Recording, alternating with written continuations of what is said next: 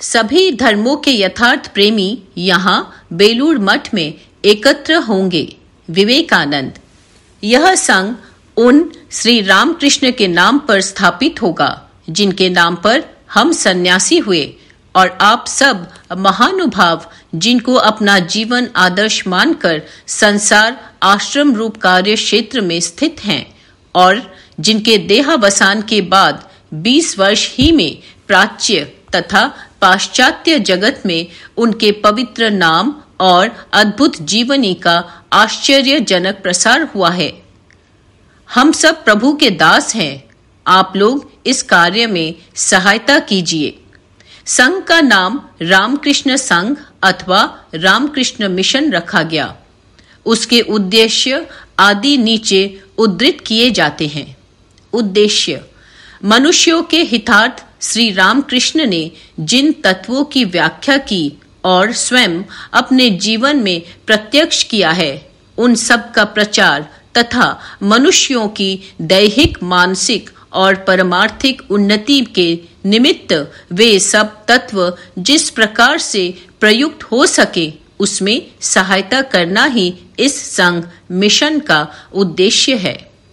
व्रत: जगत के सब धर्म मतों को एक अक्षय सनातन धर्म का रूपांतर मात्र जानकर समस्त धर्मावलंबियों में मैत्री स्थापित करने के लिए श्री रामकृष्ण ने जिस कार्य की प्रवर्तन किया उसी का संचालन इस संघ का व्रत है। कार्य प्रणाली: मनुष्यों की सांसारिक और आध्यात्मिक उन्नति हेतु विद्यादान करने के लिए उपयुक्त लोगों को शिक्षित करना, शिल्पियों तथा श्रमजीवियों का उत्साह बढ़ाना और वेदांत तथा अन्यान्य धर्म भावों का, जैसा कि रामकृष्ण जीवन में व्याख्या हुई थी, मनुष्य समाज में प्रचार करना। भारत में कार्य: भारत के नगर नगर में आचार्य व्रत ग्रहण के अभिलाषी गृहस्थ या सन्यासियों की शिक्षा के निमित्त आश्रम स्थापित करना और उन उपायों का अवलंबन करना जिनसे वे दूर दूर जाकर जनसाधारण को शिक्षा दे सकें।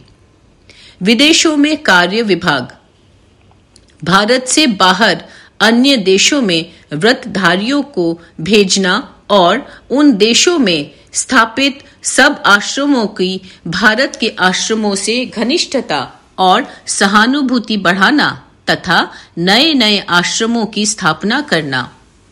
यहीं पर साधुओं के रहने का स्थान होगा। यह मठ साधन, भजन एवं ज्ञान चर्चा का प्रधान केंद्र होगा। यही मेरी इच्छा है। यहाँ से जिस शक्ति की उत्पत्ति होगी वह पृथ्वी भर में फैल जाएगी और वह मनुष्य के जीवन की गति को परिवर्तित कर देगी। ज्ञान, भक्ति, योग, कर्म के समन्वय स्वरूप मानव के लिए हितकर उच्च आदर्श यहाँ से प्रसृत होंगे। इस मठ के पुरुषों के इशारे पर एक समय दिगंत में प्राण का संचार होगा। समय पर यथार्थ धर्म के सब प्रेमी यहाँ आकर एकत्र होंगे। वह जो मठ के दक्षिण भाग की जमीन देख रहा है, वहां पर विद्या का केंद्र बनेगा। व्याकरण, दर्शन, विज्ञान, काव्य, अलंकार, स्मृति, भक्ति शास्त्र और राजभाषा की शिक्षा उसी स्थान में दी जाएगी। प्राचीन काल की पाठशालाओं के अनुकरण पर यह विद्या मंदिर स्थापित होगा। बाल ब्रह्मचारी उस स्थान पर रहकर शास्त्रों का अध्ययन करेंगे। उनके भोजन, वस्त्र का प्रबंध मठ की ओर से किया जाएगा।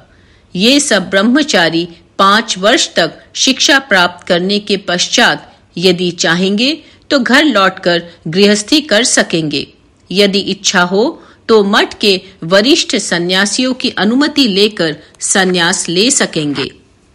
इन ब्रह्मचारियों में जो उच्छृंखल या दुष्चरित्र पाए जाएंगे, उन्हें मठाधिपति उसी समय बाहर निकाल देंगे।